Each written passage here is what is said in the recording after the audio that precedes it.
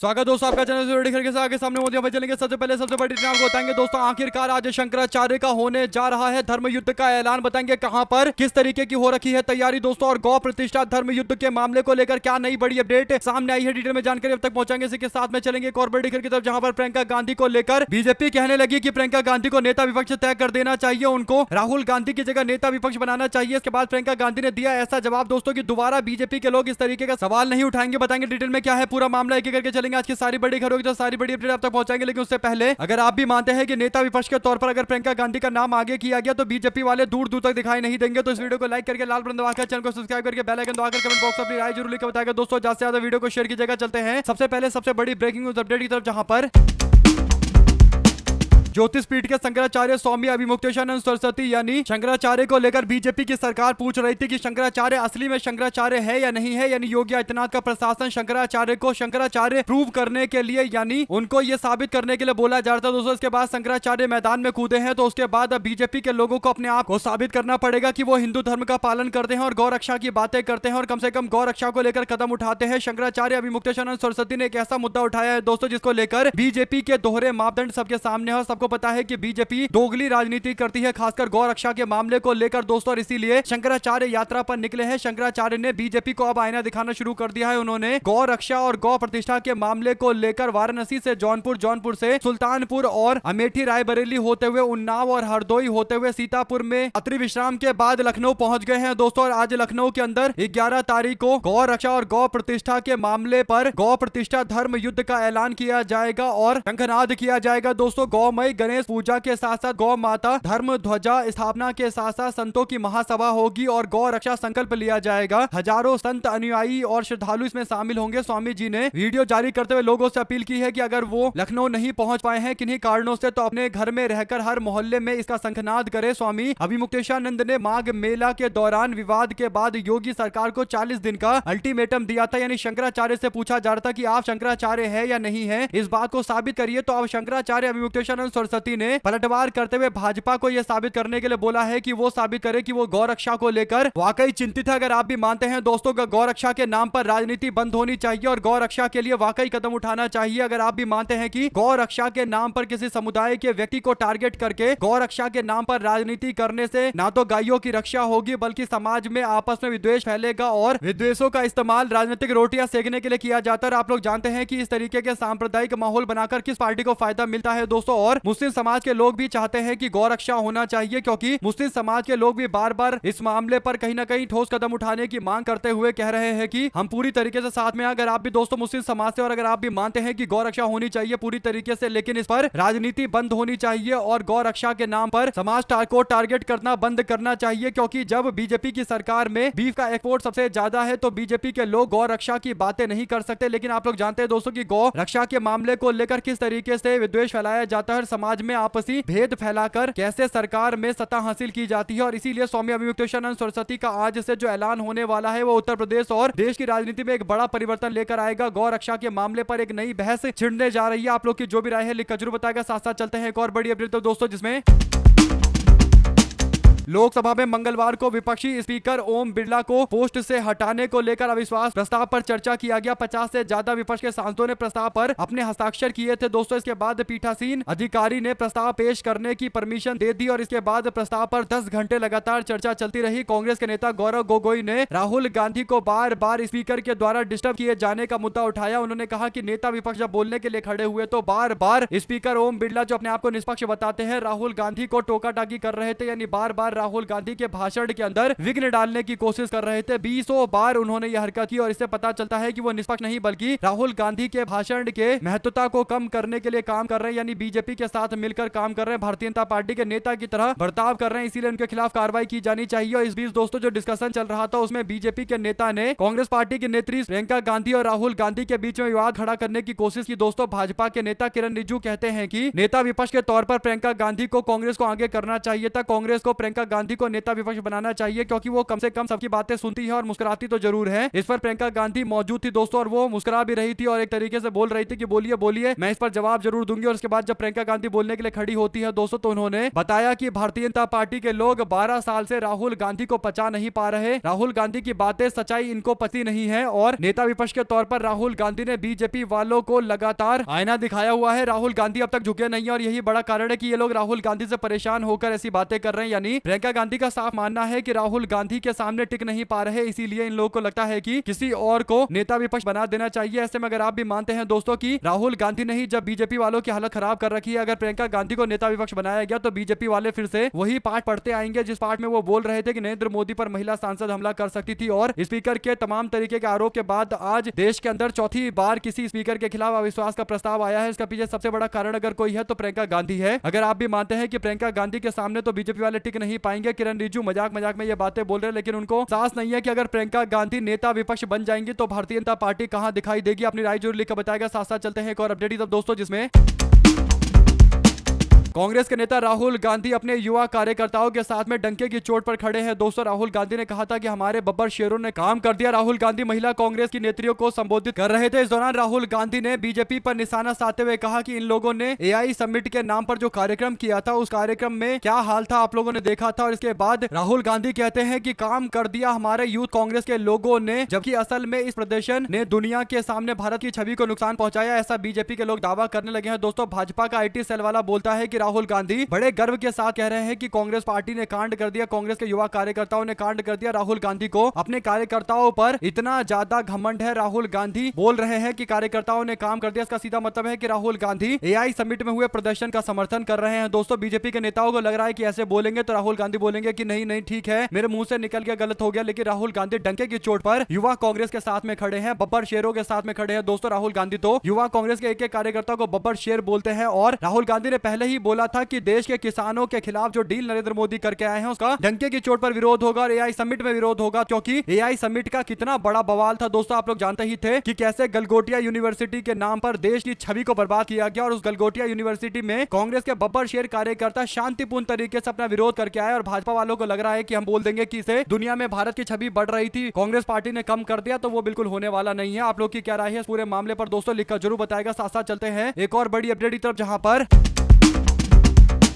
कांग्रेस के अध्यक्ष मल्लिकार्जुन खड़गे और नेता विपक्ष राहुल गांधी अल्पसंख्यक विभाग के चेयरमैन इमरान प्रतापगढ़ी के आवास पर आयोजित इफ्तार कार्यक्रम में शामिल हुए दोस्तों। आपको बता दें कि राहुल गांधी के साथ में मल्लिकार्जुन खड़गे मौजूद थे। जैसा कि आप लोग देख सकते हैं कि इफ्तार का पूरा कार्यक्रम चल रहा है। इस कार्यक्रम के दौरान कांग्रेस पार्टी के मुस्लिम सांसदों के साथ में कई दिग्गज नेता मौजूद है दोस्तों। इफ्तारी चल रही है, ऐसे में राहुल गांधी मुस्लिम समाज के प्रति अपना सम्मान दिखाने के लिए यहाँ पर पहुंचे थे। मल्लिकार्जुन खड़गे को आराम से लेकर गए हैं कांग्रेस पार्टी के राज्यसभा के सांसद इमरान प्रतापगढ़ी दोस्तों। साथ ही साथ कांग्रेस के नेता राहुल गांधी मंगलवार को हरियाणा के सोनीपत जिले के मदीना गांव में एक किसान की बेटी के विवाह कार्यक्रम में शामिल होने के लिए पहुंचे। कांग्रेस पार्टी के अनुसार गांधी की मुलाकात किसान संजय से पहली बार 2023 में मदीना गांव में अचानक से हुई यात्रा के दौरान, जिसके बाद उन्होंने खेत में जाकर काम भी किया था। किसान परिवार के समक्ष आने वाली कठिनाइयों के बारे में भी राहुल गांधी ने पूरी जानकारी इकट्ठा की थी। लोकसभा में विपक्ष के नेता राहुल गांधी सुबह गाँव पहुंचे, जहाँ पर कांग्रेस के रोहतक के सांसद दीपेंद्र सिंह हुड्डा राहुल के साथ में मौजूद थे। पार्टी के अन्य नेताओं ने उनका स्वागत किया दोस्तों। सफेद टी शर्ट और हरी कार्गो जींस में राहुल गांधी यहां पर मौजूद थे दोस्तों। ऐसे में कांग्रेस ने सोशल मीडिया साइट एक्स पर पोस्ट किया, विपक्ष के नेता राहुल गांधी सोनीपत में किसान संजय मल्ली की बेटी के शादी समारोह में शामिल हुए हैं। ऐसे में दोस्तों आप लोग किस पूरे मामले पर क्या राय है लिखकर जरूर बताएगा, क्योंकि गठवाला खाप के 36 बिरादरी की पगड़ी भी राहुल गांधी को पहनाई गई है। तो एक तरीके से राहुल गांधी का सम्मान किसान समाज ने किया है, और राहुल गांधी भी पूरी तरीके से किसानों की हर बात को जान रहे हैं और कहीं ना कहीं किसानों की मदद करने के लिए डंके की चोट पर खड़े दिखाई देते हैं। आप लोग इस पर अपनी राय जरूर लिखकर बताएगा। साथ साथ चलते हैं एक और बड़ी अपडेट तो दोस्तों, जहां पर मुख्य चुनाव आयुक्त ज्ञानेश कुमार पर ममता बनर्जी ने एक ऐसा बयान दिया है जिस पर विवाद होना तय है। ममता बनर्जी कहती हैं कि आज या कल बीजेपी दिल्ली से चली जाएगी, फिर जहां भी तुम मिलोगे मैं तुम्हें जनता के हवाले कर दूंगी, जनता सीधे तुमसे न्याय मांगेगी। यानी मुख्य चुनाव आयुक्त ज्ञानेश कुमार को लेकर ममता बनर्जी इतना भड़क रही थी दोस्तों कि उन्होंने साफ तौर पर बोला कि पकड़कर जनता के हवाले कर दूंगी। यानी एक तरीके से ज्ञानेश कुमार को धमकी दी है ममता बनर्जी ने। इस मामले को लेकर अब अलग अलग तरीके की प्रतिक्रिया आनी शुरू हो गई है दोस्तों। कुल मिलाकर एक अधिकारी के खिलाफ इस तरीके का बयान देना ममता बनर्जी ने कहीं ना कहीं लिमिट पार कर दी है। बीजेपी के लोग यह दावा कर कर रहे हैं। आप लोग की क्या राय है दोस्तों? अगर आप भी मानते हैं कि चुनाव आयोग के काम करने के तरीके को लेकर बंगाल में एक नाराजगी तो है और ममता बनर्जी उसी एक्सप्रेशन को दिखा रही है, यानी नाराजगी के कारण को दिखा रही है और बता रही है कि क्यों जनता नाराज है। आप लोग ज्ञानेश कुमार को लेकर दिए गए इस बयान पर अपनी राय जरूर लिखकर बताएगा। साथ साथ चलते हैं एक और बड़ी खबर की तरफ दोस्तों, जहां पर मुख्य चुनाव आयुक्त ज्ञानेश कुमार पर महाभियोग की चर्चा भी तेज हो गई है। यानी जैसे अविश्वास का प्रस्ताव स्पीकर के खिलाफ लाया गया और 10 घंटे लगातार चर्चा चलती रही, वैसे ही अब मुख्य चुनाव आयुक्त ज्ञानेश कुमार पर महाभियोग को लेकर चर्चा चल रही है और इस पूरे चर्चा को टीएमसी ने आगे किया हुआ है। तृणमूल कांग्रेस इंडिया गठबंधन से मामले पर चर्चा कर रही है। सूत्रों के मुताबिक तृणमूल कांग्रेस ने इस मुद्दे को लेकर इंडिया गठबंधन के अन्य सहयोगी दलों से संपर्क साधा है और पार्टी का मानना है कि चुनाव आयोग के कार्य प्रणाली पर गंभीर संदेह पैदा होता है तो संविधान में उपलब्ध प्रावधानों का इस्तेमाल करके इनकी जिम्मेदारी तय की जानी चाहिए और ज्ञानेश कुमार कठपुतली की तरह काम कर रहे हैं, विपक्ष का यह आरोप है। हालांकि इस पूरे मामले पर अब इंडिया गठबंधन अगर सहमत होगा तो आगे बढ़ा जाएगा। तृणमूल कांग्रेस तो पूरी तरीके से कार्रवाई के लिए तैयार है। ऐसे में दोस्तों अगर महाभियोग चलाया गया तो फिर इलेक्शन के अनाउंसमेंट के बाद मुख्य चुनाव आयुक्त की जिम्मेदारी कौन संभालेगा, ये एक बड़ा सवाल रहेगा, क्योंकि उनके कंडक्ट को लेकर अगर मामला चल रहा है और पार्लियामेंट के अंदर डिस्कशन चल रहा है दोस्तों, तो वो अपने पोस्ट पर मौजूद तो रह नहीं सकते। ऐसे में ममता बनर्जी कहीं ना कहीं चुनाव के बीच में इनके खिलाफ कार्रवाई करेगी। आपकी क्या राय है दोस्तों? लिखकर जरूर बताएगा। क्या तृणमूल कांग्रेस के साथ में पूरा विपक्ष एकजुट होगा इस पूरे मामले पर? साथ 10 राज्यों के 37 सीटों पर होने वाले राज्यसभा के चुनाव में 26 उम्मीदवार निर्विरोध चुन लिए गए हैं। इनमें एनसीपी शरद पवार, कांग्रेस पार्टी के अभिषेक मनु सिंघवी और केंद्रीय मंत्री रामदास अठावले जैसे प्रमुख नेताओं के नाम शामिल है। अब इन 7 राज्यों जिसमें पश्चिम बंगाल, महाराष्ट्र, तमिलनाडु, छत्तीसगढ़, असम, हिमाचल प्रदेश और तेलंगाना में राज्यसभा के चुनाव के लिए वोटिंग नहीं होगी। नामांकन वापिस लेने की अंतिम तारीख बीतने के बाद 11 सीटों के लिए चुनाव 16 मार्च को होगा। बिहार में 5, उड़ीसा में 4, हरियाणा में 2 सीटों के लिए चुनाव कराए जाएंगे। बिहार में जो 5 सीटें हैं उसमें से केवल 1 सीट पर मुकाबला जबरदस्त होगा। उड़ीसा के अंदर जो 4 सीटें हैं उसमें 1 सीट है जिस पर 2 उम्मीदवारों ने अपना नामांकन दाखिल कर दिया, यहाँ भी मुकाबला होगा। हरियाणा की 2 सीटों में से 1 सीट है जहां पर मुकाबला होगा। तो ऐसे में 200 कुल मिलाकर 11 सीटों पर चुनाव कराए जाएंगे, जिसमें से केवल 3 ऐसी सीटें हैं जहां पर चुनाव ये तय होगा कौन जीतेगा या हारेगा, क्योंकि बाकियों को लेकर तो केवल चुनाव फॉर्मेलिटी मात्र है। साथ साथ पवार से लेकर सिंघवी तक जो 26 नेता थे वो निर्विरोध राज्यसभा का सदस्य चुन लिए गए हैं। महाराष्ट्र से 7, बंगाल से 5, तमिलनाडु से 6, छत्तीसगढ़ से 2, असम से 3, हिमाचल प्रदेश से 1 और तेलंगाना से 2 राज्यसभा के सदस्य निर्विरोध चुन लिए गए हैं। इन राज्यों में जितनी राज्यसभा की सीटें हैं उतनी ही उम्मीदवार मैदान में थे। महाराष्ट्र में रामदास अठावले, विनोद तावड़े, माया चिंतामण और रामदास वडकुट जेके कट से निर्विरोध चुनकर गए हैं। एनपी से पार्थ पवार, शिवसेना से ज्योति वाघमारे और एनसीपी एसपी से शरद पवार को राज्यसभा का सदस्य निर्विरोध चुन लिया गया है। तमिलनाडु में डीएमके के केटी शिवा और सी रविंद्रन के साथ साथ कांग्रेस के एम क्रिस्टोफर तिलक और पीएमके के अंबू मणि रामदास और डीएमडीके के एल के सुधीश को आगे भेजा जा रहा है, यानी राज्यसभा का सांसद बनाकर आगे भेजा गया है। आप क्या कहना चाहते हैं दोस्तों इस पूरे मामले पर? जो चुनाव होने वाले 11 सीटों पर उसमें से कौन सी सीट पर किस पार्टी की दावेदारी आपको सबसे मजबूत दिखाई दे रही है और कौन सी पार्टी सबसे कमजोर नजर आती है? लिखकर जरूर बताएगा। साथ साथ चलते हैं एक और बड़ी खबर की तरफ दोस्तों, जिसमें बीजेपी सरकार की नीति ऐसा लग रहा है कि स्पष्ट है ही नहीं कि चाइना के साथ में कैसा व्यवहार करना है, क्योंकि अब जो नई अपडेट आई है वो ये की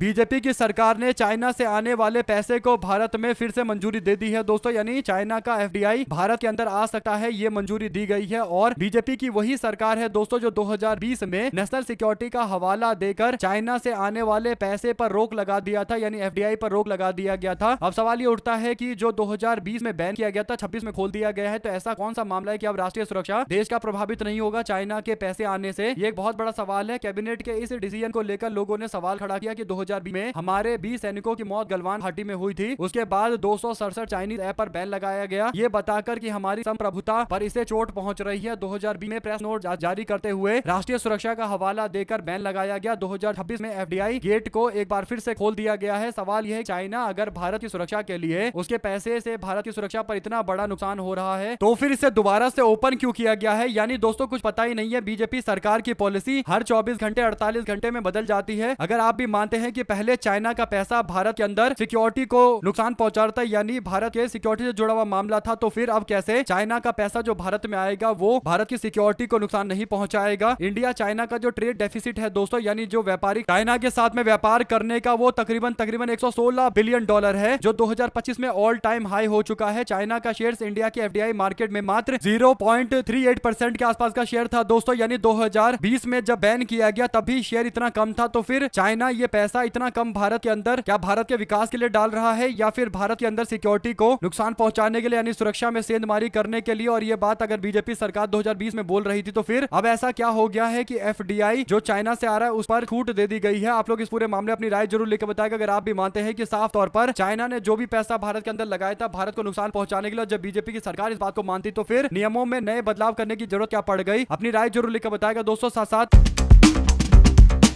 मिडिल ईस्ट में चल रहे जंग का असर अब भारत में दिखाई देने लगा है। लोगों की आर्थिक राजधानी, देश की आर्थिक राजधानी कहे जाने वाले मुंबई में गैस सप्लाई की कमी की वजह से होटल और जो कई सारे अलग अलग इंडस्ट्री है दोस्तों उसमें काफी ज्यादा नुकसान देखने को मिल रहा है। होटल संगठनों का कहना है कि गैस की कमी के चलते शहर के करीब 20% होटल पहले ही बंद हो चुके हैं। अगर हालात नहीं सुधरेंगे तो आने वाले दिनों के अंदर और भी रेस्टोरेंट के अंदर ताला लग जाएगा। मुंबई में संकट बढ़ चुका है। 20% होटल का बंद हो जाना ये अपने आप में एक बहुत बड़ा नुकसान भारत को आर्थिक तौर पर होगा दोस्तों, क्योंकि गैस के आधार पर, गैस के सप्लाई के आधार पर ही कई रेस्टोरेंट चलते हैं। तो ऐसे में रेस्टोरेंट का खाना भी महंगा हो जाएगा तो डिमांड भी कम हो जाएगी और इकोनॉमिक एक्टिविटी यानी आर्थिक गतिविधियां कम हो जाएगी। तो ऐसे में आप लोग की क्या राय है पूरे मामले पर लिखकर जरूर बताएं अगर आप भी मानते हैं कि बीजेपी सरकार की तैयारी एकदम नाकाफी थी दोस्तों। और जब बात आई है बीजेपी सरकार से सवाल पूछने की तो मीडिया वाले एक तो साइलेंट होकर बैठे हुए हैं, चुप होकर बैठे हुए हैं, जबकि आम जनता से जुड़ा हुआ मामला है, उनके रोजगार, उनके जीवन यापन से जुड़ा हुआ मामला है कि आखिर गैस और तमाम तरीके की जो ऊर्जा से जुड़ी हुई चीजें हैं जिससे अर्थव्यवस्था आगे बढ़ती है उसमें क्यों बीजेपी की सरकार तत्पर कार्रवाई नहीं कर रही है। अचानक कार्रवाई जल्दी से सारी चीजें उपलब्ध क्यों नहीं करवा रही है। सबको पता था कि युद्ध आज नहीं तो कल ईरान के अंदर होगा, तो फिर दूसरे सप्लायर्स भी देखने चाहिए थे कि किसके साथ में भारत डील कर सकता है आने वाले दिनों को लेकर। आपकी क्या राय है लिखकर जरूर बताएगा। साथ साथ मुख्य चुनाव आयुक्त ज्ञानेश कुमार ने मंगलवार को कहा कि किसी भी पात्र वोटर का यानी जो एलिजिबल वोटर है उसका नाम लिस्ट से नहीं हटाया जाएगा। उन्होंने कहा कि पश्चिम बंगाल में स्वतंत्र, निष्पक्ष और शांतिपूर्ण चुनाव सुनिश्चित करना चुनाव आयोग की प्राथमिकता है। स्पेशल इंटेंसिव रिवीजन का मकसद ये है कि सभी सही वोटर का नाम वोटर लिस्ट में जोड़ दिया जाए और अधिकार मिले उनको, कोई अयोग्य व्यक्ति वोटर लिस्ट से ना हटे। आयोग का मुख्य लक्ष्य ये है सुनिश्चित करना कि पश्चिम बंगाल में सभी मतदाता आगामी विधानसभा चुनाव में हिंसा और डर के माहौल से मुक्त होकर मतदान कर सके। कोलकाता में चुनाव तैयारियों की समीक्षा के लिए 2 दिनों की हुई बैठक के बाद आयोजित प्रेस कॉन्फ्रेंस में उन्होंने कहा कि आयोग ने राज्य की कानून व्यवस्था से जुड़ी एजेंसियों के अधिकारियों को निर्देश दिया है कि वो बिना किसी पक्षपात और दबाव के कानून का सख्ती से पालन करे और ये सुनिश्चित करे कि कानून व्यवस्था पूरी तरीके से यहाँ पर मेंटेन रहे। पश्चिम बंगाल के अंदर जिस स्तर पर 200 सुरक्षा बलों की तैनाती की जा रही है, ममता बनर्जी इन बातों से भी नाराज है कि बंगाल के लॉ एंड ऑर्डर को लेकर गलत मैसेज पूरे देश भर के अंदर भेजा जा रहा है। साथ साथ दोस्तों एनसीईआरटी के किताब के जुडिशरी करप्शन चैप्टर को बिना शर्त माफी मांगी है दोस्तों। एनसीईआरटी ने जो नया एक प्रावधान बनाया था, एक नए तरीके का चैप्टर लिखा था जिसमें जुडिशियल में करप्शन की बात कही गई थी, यानी भारत के न्याय प्रणाली में जो करप्शन है उस बारे में चर्चा की गई थी। इस चैप्टर को लेकर विवाद हुआ, इसके बाद किताब की बिक्री पर रोक लगा दिया गया। मामला सुप्रीम कोर्ट पहुंचा था। Chief justice of India Suryakant ने कहा कि न्यायपालिका को बदनाम करने की इजाजत नहीं दे सकते हैं। एनसीईआरटी ने प्रेस रिलीज करते हुए कहा कि एनसीईआरटी की सोशल साइंस की 8वीं पार्ट 2 के टेक्स्ट बुक यानी किताब के एक चैप्टर में एक्सप्लोरिंग इंडियन सोसाइटी में लिखा गया कि इंडिया एंड बियॉन्ड का chapter 4 the role of judiciary in our society, और इसमें जो बातें कही गई उसमें दोस्तों जुडिशरी में यानी न्याय प्रणाली में, न्यायपालिका में जिस तरीके का करप्शन भ्रष्टाचार होता है उस बारे में चर्चा की गई थी। इस पर सूर्यकांत भड़क गए थे और कह रहे थे कि जुडिशरी के अंदर जो करप्शन की बातें लिखी गई है इससे जुडिशरी को बदनाम किया जा रहा है। आपका क्या राय है दोस्तों, क्या जजों को लेकर इस बात की चर्चा नहीं की जा सकती कि उन पर करप्शन के आरोप लगते हैं और इन मामलों पर क्या चर्चा करना देश के अंदर कोई गुनाह है, या फिर आपको लगता है कि जानबूझकर ऐसा किया गया है ताकि बच्चों के मन में, दिमाग में डाला जाए कि देश का जो सुप्रीम कोर्ट है और जो देश के न्याय व्यवस्था में जुड़े हुए लोग हैं वे सब करप्शन में लिप्त हैं और कहीं ना कहीं करप्शन में इनडायरेक्ट या डायरेक्ट तरीके से जुड़े हुए हैं, जिससे छवि खराब हो रही है कोर्ट के। और आने वाले दिनों के अंदर लोग कोर्ट के अंदर रिफॉर्म की बात करेंगे और रिफॉर्म के नाम पर आप लोग जानते हैं कि कैसे बीजेपी के लोग कोशिश करेंगे एकमात्र संस्थान देश का जो कोर्ट है जो बीजेपी के कंट्रोल में नहीं है दोस्तों, उसे भी अपने साथ में लेकर आया जाए और उस पर भी कंट्रोल किया जाए। नियम में कई बदलाव करके कहीं ना कहीं कोर्ट को भी साथ में लाने की कोशिश की जाएगी। आपकी क्या राय है इस पूरे मामले पर लिखकर जरूर बताएगा दोस्तों। चलते हैं एक और बड़ी अपडेट जिसमें